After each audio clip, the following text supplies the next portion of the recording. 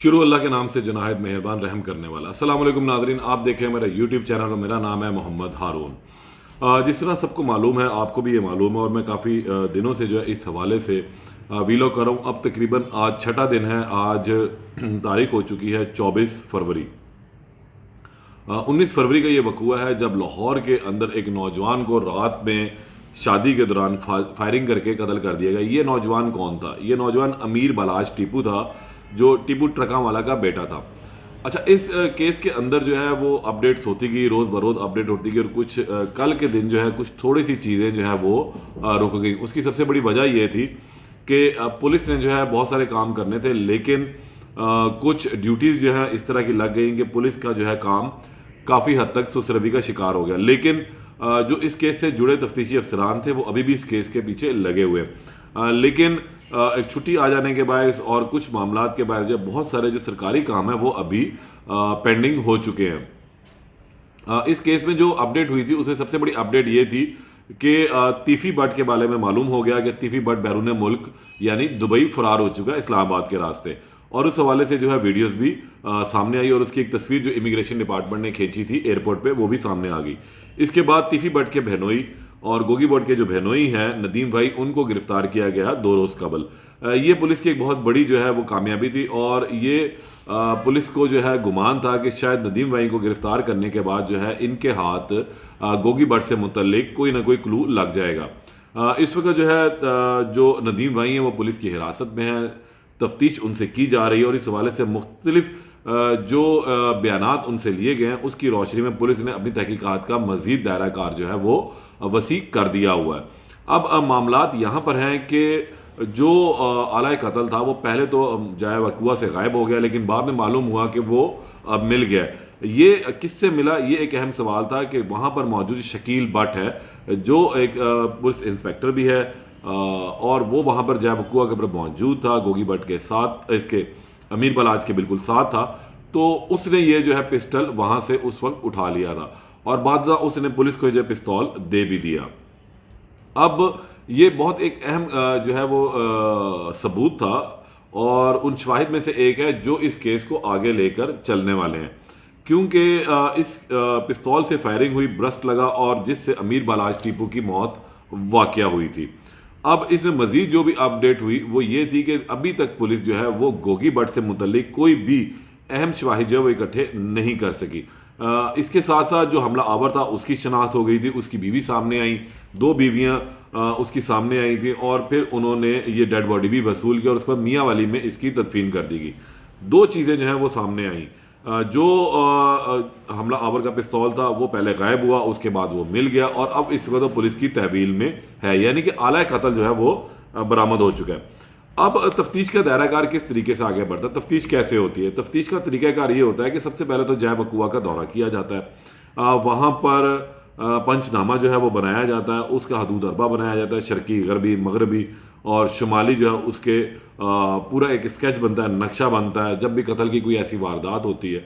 और फिर वहाँ से फोरेंसिक टीमें मुख्तलिफ शवाहिद इकट्ठी करती हैं। जो पिस्तौल चला होता है उसकी गोलियां इकट्ठी की जाती है। इसके अलावा अगर कोई मज़ीद भी पिस्तौल चलता है या फायरिंग का जो वाक़या जिसमें मज़ीद किसी भी किस्म का आतिशी असला इस्तेमाल होता है तो उसके भी खोल इकट्ठे किए जाते हैं और फिर ये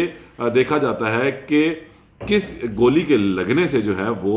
मकतूल की मौत वाक़या हुई है। और इस केस में भी इसी तरह ही हुआ कि पुलिस ने मुख्तलिफ गोलियों के जो खोल हैं वो बरामद किए जाए वकुआ से, जिसमें उन्होंने जो हमला आवर की पिस्तौल है उसका भी जो खोल है, जो गोली चली थी उसका खोल बरामद किया।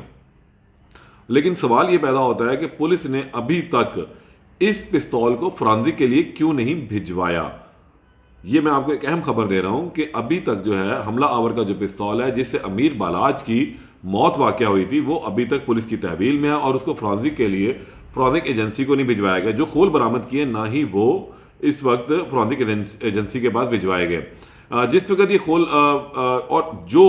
गोली का सिक्का इसके जिस्म से यानी कि अमीर बलाज के जिस्म से निकाला गया वो, और इसके अलावा वो खोल और फिर पिस्तौल, इन तीनों चीज़ों को जो है वो फोरेंसिक के लिए भिजवाया जाएगा।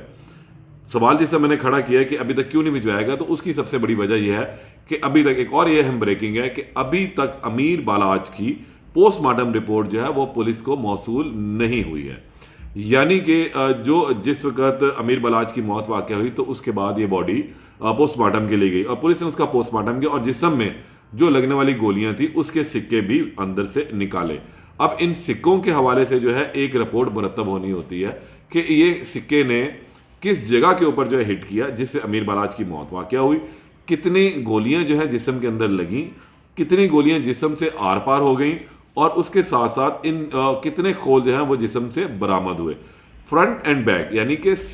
जिस साइड के ऊपर गोली लगती है वो यानी अमीर बलाच की सीधी साइड के ऊपर जो है वो गोलियां लगी, जो हमें तस्वीर के अंदर हमने देखा है वो साइड को उन्होंने चेक करना है और वहां से उन्होंने उसके निशानात लेने हैं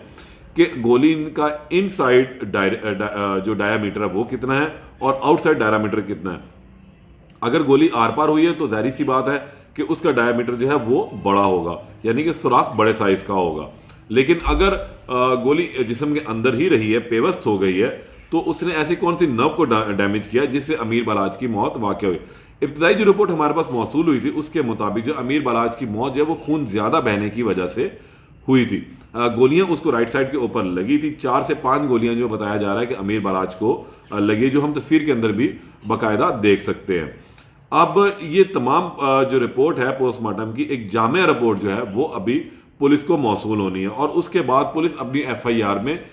इस बात का तयन करेगी, मजीद इसके अंदर एडअप होंगी चीज़ें कि अमीर बलाच की मौत की वजह क्या बनी। अच्छा, इसमें जो जिस्म से खोल निकलना है वो सिक्का और उसके बाद जो वहाँ से खोल बरामद किए गए हैं वो और पिस्तौल, इन तीनों चीज़ों को फ्रांसिक के लिए भिजवाया जाना है। जो ये फ्रांसिक के लिए इसलिए नहीं भिजवाया अभी तक जा सके, उसकी सबसे बड़ी वजह यह है कि पुलिस की जानिब से पोस्टमार्टम रिपोर्ट का मौसूल ना होना है, यानी कि पुलिस को अभी तक डॉक्टर्स की जानिब से पोस्टमार्टम रिपोर्ट मौसूल नहीं हुई है, वो सिक्के मौसूल नहीं हुए हैं, वो सिक्के अभी पुलिस की तहवील में नहीं आए हैं जो अमीर बलाच के जिस्म से निकाले गए हैं। जब ये तीनों चीज़ें इकट्ठी हो जाएंगी तो उसके बाद जो है फिर इसको फ्रांसिक के लिए भिजवाया जाएगा। तो ये मैंने अब आपको बिल्कुल क्लियर बता दिया है कि अमीर बलाच की रिपोर्ट कहाँ है, यानी कि अमीर बलाच की पोस्टमार्टम रिपोर्ट अभी तक पुलिस को मौसूल नहीं हुई है और जैसे ही वो मौसूल होगी तो उसके बाद जो है वो चीज़ें तफ्तीश आगे बढ़ेगी। अब जो नदीम वाई हैं इनको गिरफ्तार किया गया था और इनसे जो अभी तक तफ्तीश की गई है उसमें कोई ख़ास पुलिस के हाथ जो है कोई क्लू नहीं लगा जिससे ये मालूम हो सके कि गोगी भट्ट इस वक्त लाहौर के अंदर हैं, पंजाब के अंदर हैं या पाकिस्तान के किसी दूसरे सूबे में रूपोश है, वो कहाँ मौजूद हैं। ताहम जो थोड़ी बहुत इन्फॉर्मेशन नदीम भाई से इस वक्त पुलिस को मौसूल हुई, जो पुलिस उनसे निकलवाने में कामयाब रही है, उसके मुताबिक जो है पुलिस ने अपनी जो तफ्तीश है उसका दायरा कार वसी किया है और मजीद कुछ लोगों को भी शामिल तफ्तीश किया है।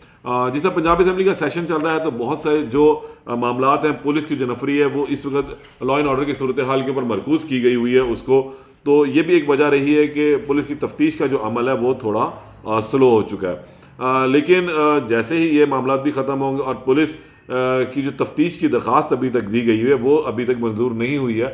यानी कि तफ्तीश तब्दील करने के लिए CIA को दरख्वास्त दी गई थी लेकिन अभी तक ये तफ्तीश CIA के सुपुर्द नहीं हुई है। लेकिन CIA जो है वो चूंग इन्वेस्टिगेशन पुलिस की इस मामले में मदद ज़रूर कर रहा है। अब मज़ीद एक और जानिब हम चलते हैं, वो भी एक अहम पहलू है कि जो मज़ीद लोग गिरफ्तार हुए हैं उनमें उनसे जो तफ्तीश की गई, इसके अलावा जिन लोगों को शामिल तफ्तीश किया गया जो जय वकूआ के ऊपर मौजूद थे, जो शादी के अंदर मौजूद थे, जो लिस्ट मुरतब की गई, जियो फेंसिंग की गई, उसकी भी रिपोर्ट्स फ़िलहाल, जिसे मैंने पहले बताया था कि 500 कॉल रिकॉर्ड जो है उनका रिकॉर्ड हासिल किया गया, उनको भी शॉर्ट लिस्ट किया जा रहा है। उस शॉर्ट लिस्ट करने के बाद कुछ लोगों को जो है वो शामिल तफ्तीश करने के लिए बुलवाया भी गया था, उनके बयानात भी हुए, लेकिन अभी तक जितने भी बयानात और जो भी पिक्चर क्लियर हुई थी वो जो हमला आवर था मुजफ्फर हुसैन, उसकी बीवी के बयानात की रोशनी में हुई कि कम अज़ कम ये आइडेंटिफाई हो गया कि हमला आवर कौन था, वो किसका साथी था, किसके कहने पर वो जय वकूआ के ऊपर गया और क्यों उसने कत्ल किया। क्योंकि कड़ियों से कड़ियाँ जब मिलती हैं तो बहुत सारी गुत्थियाँ जो हैं वो सुलझ भी जाती हैं। अब उम्मीद यह है कि शायद रवां हफ्ते में जो शुरू होगा 26 से,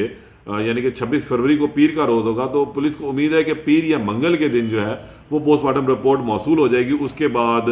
इस जो असला है और जो वहाँ से बरामद किए गए खोल हैं इनको फोरेंसिक के लिए भिजवाया जाएगा।